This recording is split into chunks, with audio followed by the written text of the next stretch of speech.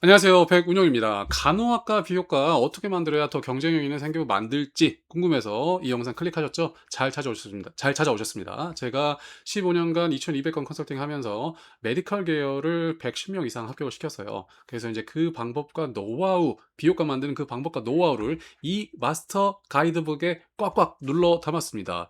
우리 특히 이제 간호학과 같은 경우에는 조금 이제 편차가 크잖아요. 그러니까 상위권 대학이든 뭐 스카이 간호학과든 그다음에 뭐 이제 지방에 있는 간호학과든 상관없이 이거의 가이드북이 갖고 있는 핵심 장점은 초보가 같이 주제 10개 그리고 이제 이 10개를 통해서 찾는 원문, 그다음에 원문 곱하기 렌즈로 해가지고 120개의 세특 아이디어를 일관성 있게 제공해 준다는 거예요.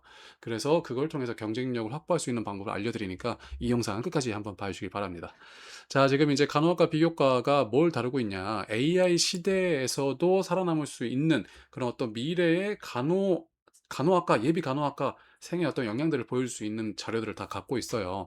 그래서 총 188페이지로 되어 있고, 한글 8편, 영어 2편으로 되어 있습니다. 이게 뭐냐면, 한글 같은 경우에는 한국의 어떤 실태, 제도, 법령, 그 다음에 뭐 기술, 적용 상태, 뭐 이런 것들을 다루고 있고, 영어 같은 경우에는 뭐 네이처라든지 이런 어떤 최고 학술지의 학술 트렌드, 그냥 산학 트렌드를 담아가지고, 지금 영어와 한글의 어떤 투 트랙으로 이제 양쪽을 모두 갖게끔 이렇게 이제 구성이 되어 있고, 자, 이게 가격 같은 경우는 37,000원 정가인데 5,500원으로 아주 파격적으로 80몇 퍼센트 이상 할인을 했거든요.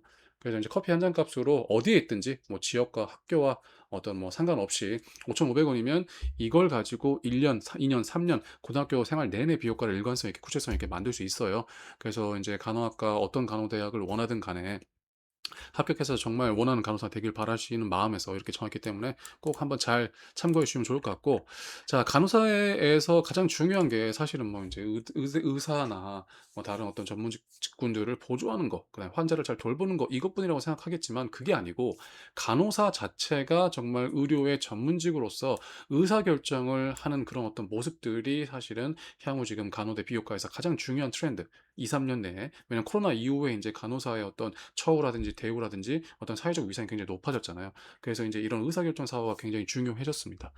그래서 이제 감성 주제를 너무 다루는 게 뭐 간호대니까 당연히 이제 환자 공감, 간호봉사 이런 걸 하는 게 이제 AI 시대에서 그다음에 이제 최근 변화된 어떤 간호사의 어떤 위상에 비해서는 굉장히 이제 어떤 전문적인 자율성을 나타내는 주제가 아니다. 너무 이제 옛날 주제다. 이렇게 생각을 하고 있고, 이제 24시간 이제 환자 데이터를 가장 가까이서 관찰하고 임상 판단으로 연결하는 그런 어떤 메디컬 주체로서 보는 거예요. 그래서 그런 자격을, 그런 자질을 보여주는, 그런 자질이 생기부에 드러난 학생들을 뽑는 게 최근 트렌드라 이 말이에요. 그래서 사실 인제 이 간호대 지금 제가 인제 이게 상위권 대학 이걸로 인제 관점을 갖고 만들었기 때문에 스카이 간호대로 잡았지만, 사실은 인제 이 스카이 간호대뿐만 아니고 인제 지방 대학 같은 경우에는 간호대가 굉장히 높은 입결을 갖고 있잖아요. 특히 인제 전문대 같은 경우는 이제 최상위 입결을 갖고 있고. 그래서 인제 이거를 접근하고 그 경쟁률을 혹은 인제 부족한 내신을 보완하기 위한 비교과를 만든다. 그래서 정성평가에서 좋은 평가를 받는다게 하기 위해서는 좀 더 깊이 있는, 그다음에 환자 데이터를 가장 인제 먼저 판단하는 의사결정을 하는 그런 모습들을 보여줘야 된다는 거예요. 그래서 간호대가 뭐 의대의 차선책이다. 이런 식의 생각을 가지면, 그다음에 간호대가 환자 공은 간호봉사 같은 그런 감성적인 역할, 보조적인 역할을 한다고 생각하면 그건 인제 오산이에요. 그건 인제 옛날 트렌드예요. 그래서 AI가 제공하는 데이터를 해석하고 행동으로 전환하는 마지막 결정권자예요. 왜 간호사가 실제 환자를 가장 가까이서 보니까 그런 의사결정을 가장 최전선에서 내릴 수 있는 게 간호사예요. 메디컬 전문가. 그래서 요걸 소화를 해 가지고 세특에 정리하는 게 우리 이 가이드북의 목표입니다. 목표. 아시겠죠? 자, 그래서 저는 어떤 영역을 찾냐면 AI 시대에서 우리가 뭐 AI 뭐 간호사들도 다 대체될 거야 이렇게 생각하는 게 아니고, 이 AI 기술을 간호사가 가장 먼저 받아들여서 AI를 활용해서 대체할 수 없는 간호사가 되는 그 영역을 찾는 거예요. 그래서 AI가 압도하는 이런 단순 진단, 패턴 처리 이런 거 말고 AI를 활용해서 통합 판단, 정밀 간호, 디지털 헬스케어 이런 영역들이 바로 초보와 같이 간호 보건 영역이 된다. 아시겠죠? 그래서 요 간호 보건 영역을 결정하는 기준 5개를 저는 이렇게 잡았어요. 인간의 궁극적인 필요, 임종 돌봄, 만성질환 관리, 정신건강, 24시간 곁에 있는 그런 가치, 이런 것이 궁극적으로 필요한 영역. 그 다음에 폭발적인 자본이 집중되는 곳에 기회가 있고 사람이 있고 기회가 있고 사람이 있어요. 그래서 글로벌 디지털 헬스케어 시장이 200조, 200조.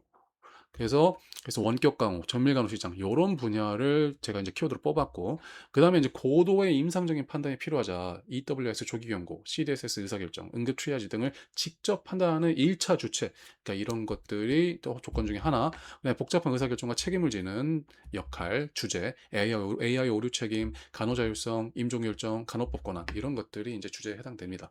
그다음 마지막은 이제 최첨단 기술이 융합되는 거, AI, EWS, 유전체 간호, 원격 헬스케어, 디지털 치료제. 그래서 이런 5가지 기준을 토대로 제가 10가지 주제를 정한 게 이렇게 됩니다.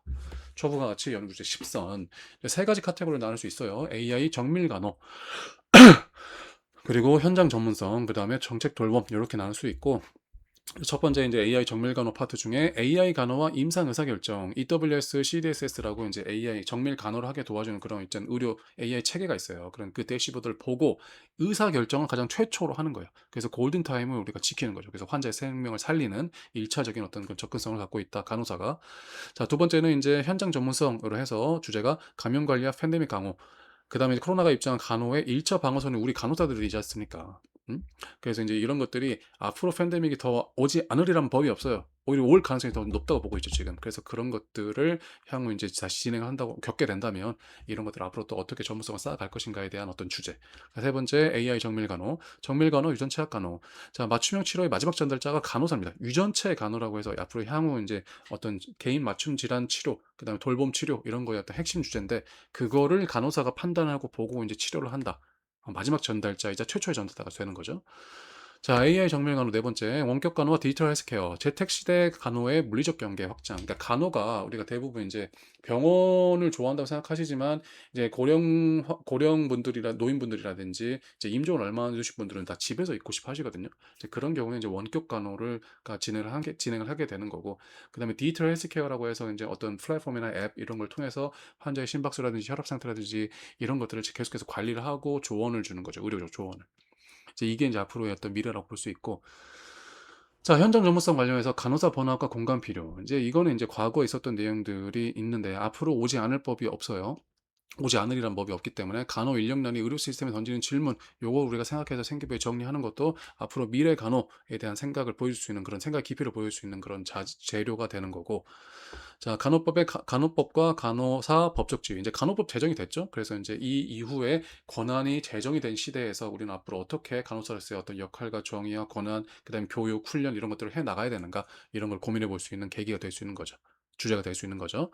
자, 그다음에 정책 돌봄 파트에서 고령화 지역사회 간호. 이제 초고령 사회로 진입했잖아요, 한국이. 그래서 1차 돌봄 핵심 인력이 이제 간호사인데 그거를 이제 앞으로 어떻게 해 나갈 것인가. 특히 이제 지역에서 그러니까 의료 어떤 이런 인프라가 좀 부족하고 간호사가 부족한 지역에서 어떻게 우리가 해 나갈 것인가. 이게 이제 4번 주제 원격 간호 디지털 헬스케어랑 이제 연관이 되는 그런 주제라고 할 수 있겠어요. 자, 현장 전문성에서 전문 간호사라고 해서 이 역할이 확대됐습니다. 그러니까 APN이 여는 간호사의 임상 자율성. 그러니까 전문 간호사가 이제 총 11개 분야가 있어요. 뭐 정신 전문 간호사, 뭐 심연관계 뭐 이런 식으로 있는데 이제 이렇게 되면 이제 간호사보다 더 이제 전문성을 가진 그러니까 의사에 거의 준하는 그런 이런 정도의 역할을 갖고 이런 의료 현장에서 의사결정권을 발휘하고 환자를 치료하는 이런 쪽으로 갈 수 있는 그런 제도적인 어떤 문이 열렸고 이거를 열심히 탐구했다라는 것을 생기부에 보여주게 되면 이 친구가 커리어 계획까지 갖고 있구나 이렇게 생각하는 것을 보여줄 수 있죠. 현장 전문성 이제 글로벌 간호사와 해외 취업 이제 K 간호의 글로벌 진출과 인력 유출의 양면 이게 K 간호사들이 이제 해외로 이제 가서 뭐 뉴질랜드라든지 미국이라든지 호주라든지 이런 영미권 국가로 많이 가지 않습니까? 이제 그게 이제 한편으로 이제 커리어 확장의 기회가 되는데 이제 우리의 어떤 메디칼 전문 라이센스를 가진 인력들이 다 빠지는 이런 것도 이제 양면이 있어요. 그래서 이런 양쪽 측면을 다 균형성 있게 다루는 그런 것도 세특에 적어주면 아주 그냥 균형 있는 어떤 시각을 보일 수가 있는 거고 마지막으로 이제 간호윤리와 돌봄의 가치, 임종, 전문사 간문은 돌봄의 본질을 어떤 윤리적인 측면에서 생각해서 철학적으로 정리하는 이런 내용들까지 해서 총 10개의 주제가 핵심 연구 주제라고 볼 수 있습니다. 그래서 이 10개 주제를 다 엮으면 AI 시대에 간호사만이 감당할 영역이 선명하게 드러나고 이 영역이 바로 우리 학생의 생기부에 담겨서 1학년, 2학년, 3학년 일관성 있게 구체성 있게 가도록 하는 게 우리 이제 가이드북의 목표고 여러분이 해야 될 일이에요. 그리고 이게 뭘로 가능하다? 이 가이드북 하나만 있으면 다 가능하다라는 거예요. 5,500원. 자, 그리고 이제 한 가지 이런 여기에 저희만의 또 이제 특별한 이제 프레임워크가 추가되는데 그게 바로 12 렌즈 매트릭스라는 건데 뭐냐면 우리가 이제 초부가가치 연구주의 10선을 정했고 여기에 하나당 원문을 하나씩 배치를 했잖아요. 그래서 총 10개의 원문이 있어요. 근데 이 10개의 원문을 하나의 원문을 이 12렌즈를 추가시키면 12개의 각 세특 과목에 적용할 수 있는 그런 세특 탐구 기획안 아이디어가 나온다는 거예요. 이게 뭐냐면 하나의 원문을 12가지 관점으로 바라보고 각각의 관점들이 세특의 각 과목들과 연결되는 이러한 원리거든요. 그래서 총 이제 12가지 렌즈가 있고 4가지 도메인으로 구성이 됩니다. 첫 번째는 이제 과학공학 도메인, 원리와 구현을, 해당 논문이 어떤 원리를 구현하고 있는가. 두 번째는 이제 경제 비즈니스 관점에서 부가가치 창출이 어떻게 되고 있는가. 이 원문이 말하는. 그다음에 세 번째는 사회 공공 관점에서 시스템과 룰을 어떻게 다루는가. 네 번째는 인문 철학 관점에서 인간을 향한 이해가 어떻게 드러나는가. 그래서 첫 번째 이제 기초 원리 렌즈로 이제 보는 관점은 해당 원문 제가 소개한 관점을 논문 속에 있는 가장 기본적인 원리가 우리 교과서의 원리랑 어떻게 연결되냐 이거를 파악하는 거예요. 그러면 이제 기초 원리에 아주 충실한 기본기가 탄탄한 친구라는 걸 어필할 수가 있겠죠. 이 렌즈를 선택한다면. 자, 그리고 두 번째 이제 첨단 기술 같은 경우에는 AI. 이 원문이 이제 다루고 있는 첨단 기술이 AI, 빅데이터, 나노, 뭐 유전체학 뭐 이런 기술들이 있는데 어떤 기술이 적용됐냐 첨단 기술 관점에서 파악하는 거고. 세 번째는 이제 메이커 실증 관점에서 이 이론이 말하는 이제 이론을 내 손으로 구현할 수 있는가? 그러니까 실제로 내가 실험으로 증명할 수 있고 가설을 검증할 수 있고 그다음에 이제 파이썬이나 아두이노 이런 걸 토대해서 로봇을 만든다든지 프로그램을 만든다든지 할 수 있는가? 이런 어떤 실제적으로 손으로 만드는 역량을 보여주는 거예요.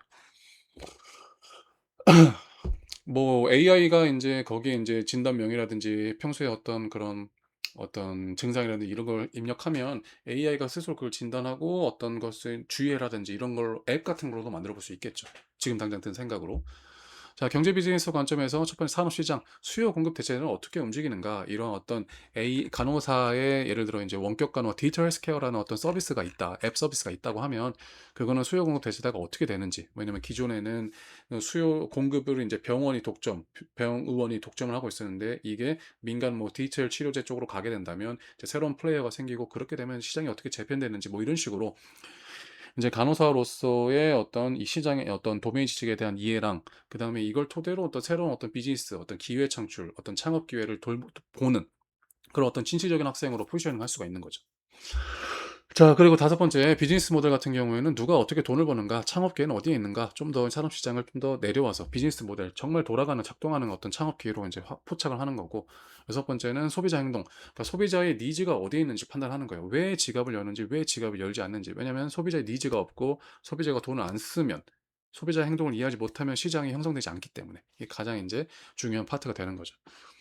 자, 사회 공공은 넘어와서 법령 정책, 혁신 기술과 기존 법령을 어떻게 충돌하냐. 예를 들어 이제 팬데믹 감염 관리 이런 거 할 때라든지 뭐 간호법, 간호사의 어떤 지위 이런 것들을 개정할 때 상당한 어떤 문제들이 있었는데 그것을 예를 들어 연대 기준으로 정리를 한다든지 그러면 이제 간호법에 대해서 간호사에 대해서 법령 정책적 관점에서 이해하려고 하는 친구라는 걸 어필할 수가 있는 거죠. 어디서? 사회문화, 뭐 생활과 윤리 혹은 뭐 법과 정치 뭐 이런 과목에 들어오면 굉장히 좋겠죠. 뭐 아니면 동아리도 괜찮고. 자, 지역사회 연계, 자, 우리 동네 문제를 어떻게 적용하냐. 이게 사실 최근 가장 트렌드인데, 고등학교가 있는 환경들은 다 유니크해요. 독특하단 말이에요. 뭐 도농 복합 지역일 수도 있고 섬일 수도 있고 도시일 수도 있어요. 근데 이제 예를 들어 의료 인프라가 적은 지역 같은 경우에 그러면 이제 우리 동네 문제를 어떻게 해결하냐를 예비 간호사로서 그다음에 고등학생으로서 이 지역에 대해서 공동체의 관점을 넓혀서 생각한다. 그럼 공동체 의식, 인성 이런 것들을 보일 수 있는 아주 중요한 핵심적인 최근 트렌드인 그런 렌즈가 되는 거죠. 그리고 이거를 좀 더 확대하게 되면 글로벌 환경으로 해서 코로나 팬데믹 그다음에 메르스 뭐 이런 거 있었을 때 국경을 넘는 보건 환경 위기에 어떤 기여를 할 것인가를 미리 생각해 보는 그런 의료 종사 전문가로서 그다음에 네 번째 인문 철학에서 열 번째 생명 윤리 기능적으로 가능한 기술에 대해서 윤리적으로 옳은가? 예를 들어 이제 디지털 헬스케어 할 때 여기 의료 정보들이 다 기록이 되잖아요. 근데 그게 이제 가능한데 이게 옳은가? 어떻게 관리할 것인가? 이런 어떤 보안 문제들까지 생각해 볼 수 있는 거고 자, 심리 정신 환자의 심리적 고통에 어떻게 개입하냐. 예를 들어 임종 치료라든지 이런 것들 있을 때 어떻게 이제 이런 걸 체크를 해야 되고 혹은 이제 간호사가 어떤 돌봄 노동이라든지 감정적 노동, 그다음에 소진 이런 것들에 대해서도 어떻게 우리가 대응하고 개선할 수 있는가? 그냥 다학적 융합 같은 경우에는 렌즈로 융합한다든지 아니면 그 과목 생활과 윤리라든지 생명과학 이렇게 이제 연결한다든지 그랬을 때 어떻게 새로운 통찰이 나온가를 보여주고 있는 렌즈죠. 자, 이렇게 함으로써 하나의 원문당 12가지의 아이디어가 나오고 총 원문이 10개가 있으니까 120개의 세트가 아이디어가 나오는 거예요. 그러니까 여기 중에서 하나 학교의 어떤 사정이나 어떤 상황 이런 걸 이런 거 토대로 이제 골라 가지고 그때그때 인제 맞추게 된다면 각 과목별로 정말 유례없이 정말 독특하고 창의적이고 어떤 미래지향적인 그런 세탁을 만들 수 있다고 저는 인제 확신합니다. 왜냐면 이게 다 이렇게 검증이 된 거라서 자신 있게 공개를 하고요. 자, 그다음에 4 단계 분석 프로세스를 다시 한번 정리할게요. 제가 인제 AI로 대체 불가능한 간호대 초보 가치 핵심 이슈를 제 컨설팅 경험을 토대로 입학 사정관의 지적 호기심을 자극하는 딱 적정한 어떤 주제를 정해요. 그래서 이 해당 주제에 대해서 이제 유령 그 할루시네이션 위험이 없는 제가 논문을 실제 링크로 드리고 그걸 토대로 여러분들이 원문을 확보하고 직접 읽어보고 그다음에 이걸 가지고 면접 방어하는 그런 근거로까지 쓰고 그다음에 이제 렌즈 해부되면 그 아이디어를 중복 없이 도출된 걸로 다 적용해서 한번 기획안을 만들고 논의를 하고 그다음에 이제 이 기획안, 심층 기획안이라고 또 새로 제공을 하는데 원문 하나당 12가지 렌즈 중에서 하나를 제가 선택해 가지고 심층 기획안을 정리를 따로 해 놨어요. 그래서 탐구 동기, 방법, 결과, 후속 연구까지 학교에 바로 제출할 수 있게 구조를 만들어 놨거든요. 그래서 요거 기획안 그럼 원문 10개니까 10개죠. 그 10개를 활용할 수 있는 그런 상황이 되는 겁니다. 이 가이드북 안에. 자, 그래서 당연히 인제 뭐 상위권대학 간호대 가고 싶으면 일찌감치 준비하는 케이스, 뭐 부모님이 간호사라서 '나도 간호사가 되겠다.' 이런 케이스 있으면 뭐 중학교 때부터 준비해서 고등학교 진입하자마자 전체적인 큰 구조적인 장기적인 관점을 갖고 체계적으로 준비하면 너무 좋겠죠. 그다음에 이제 고1, 고2 같은 경우에는 본격적으로 인제 생기부 설계하는 단계니까 열심히 논의해서 학교 상황에 맞게끔 본인이 맞는 경로에 따라서 일관성 있게 설정하면 너무 좋을 것 같고 면접에서 내가 이 분야에 대해서 이렇게 좀 더 깊이 있게 알아봤다는 걸 보여줄 수 있는 근거가 되는 거고 면접의 방어력을 제대로 준비했다는 나의 진정성을 보여줄 수가 있게 되는 거고 의대 간호대 이중 지원 그러니까 예를 들어 하위 의대 가느니 상위권 스카이대 간호대 가겠다 뭐 이런 케이스도 있으니까 이걸 병행해서 같이 갈 수 있는 거예요. 자, 그래서 책의 깊이를 직접 확인하세요라는 PDF를 직접 같이 볼 거예요.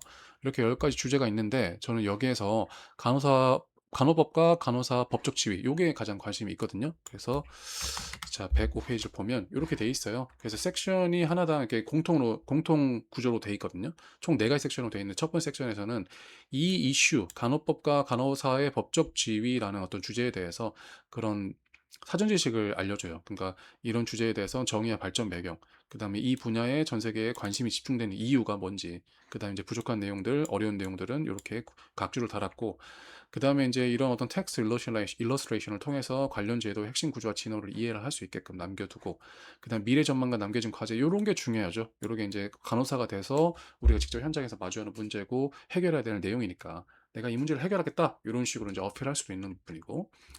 그래서 핵심 이슈 키워드 정리했고 앞에 내용 정리하기 위해 참고한 내용 넣어놨고요. 그 다음에 이제 핵심은 요거죠. 원문 딥리딩. 그래서 원문 바로 가게 누르면 이제 한글 원문 나온다 그랬어요. 그러면 이제 이 논문을 직접 여러분이 열어보고 그 다음에 이런 요약된 인포그램을 통해서 전체적인 내용을 파악한 다음에 지금 연구 배경 및 필요성, 핵심 연구 결과, 연구의 한계점 파악하고 어세팅 인사이트 이게 왜 그 예비 간호사한테 중요하냐 라는 것을 우리가 정리한 거라서 요걸 꼭 읽어보시면 좋을 것 같고요. 그 다음에 요게 이제 사실은 이제 주인공이죠. 메인이죠. 그래서 보시면 이제 하나의 아까 그 간호법 제정에 대한 내용 원문을 12가지 관점으로 쪼개는 거예요. 그래서 기초 원리를 한번 봐볼까요? 기초 원리 보면 자, 이 원문이 약간 문과적으로 돼 있다고 생각했는데 그럼에도 불구하고 생명과학이랑 통합과학이랑 연결할 수가 있어요. 어떻게? 자, 간호사의 의료 행위는 인체에 대한 침습, 신체 내부에 직접 개입을 하는 행위를 수반하며 이 침습 정도에 따라 면허 범위가 결정됩니다. 주사 투여, 활력 징후 측정, 상처 소독 등 간호 행위의 과학적 근거는 해부학과 생리학에 기초한다. 이런 식으로 연결이 되는 거예요. 그래서 각 행위가 인체에 미치는 영향의 크기가 곧 법적 허용 여부를 가는 기준이 된다. 여기 지금 해부학 생리학 나왔어요. 그러면 간호사가 수행하는 대표적인 의료 행위를 침습 수준별로 분류하고 각 행위에 필요한 생명과학적 지위 수준을 분석할 수 있다. 이러면 바로 연결이 되죠. 그래서 탐구 기획은 활력 징후 측정, 정맥 주사, 기관합입 등 간호 행위를 침습 등급으로 분류한 뒤에 각 등급에서 요구되는 해부학 지식과 발생 가능한 합병증을 비교하는 분석 보고서를 작성한다라고 하면 문과적 원문이지만 이 기초 원리를 생명과학이랑 연결해서 탐구하는 그런 어떤 모양새가 되는 거죠.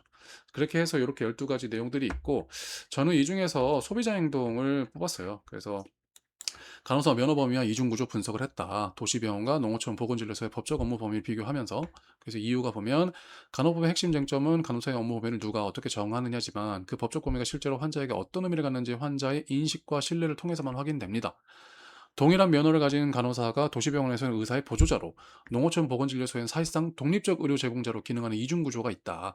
환자 간 간호사의 행위를 어떻게 받아들이는가를 분석하면 간호법 제도의 제도적 필요성을 소비자 관점에서 검증할 수 있다. 그 사회문화 생활윤리에서 이 보고서를 제출할 수 있는 거죠. 그래서 초록이 이렇게 돼 있고 본론 목차가 서론, 본론 1, 본론 2, 결론으로 구성되고 세특에 이게 어필되는 포인트를 이렇게 정리하는. 그래서 이런 식으로 동일하게 이렇게 10개가 구성이 되어 있다. 이렇게 이해하시면 될 것 같아요.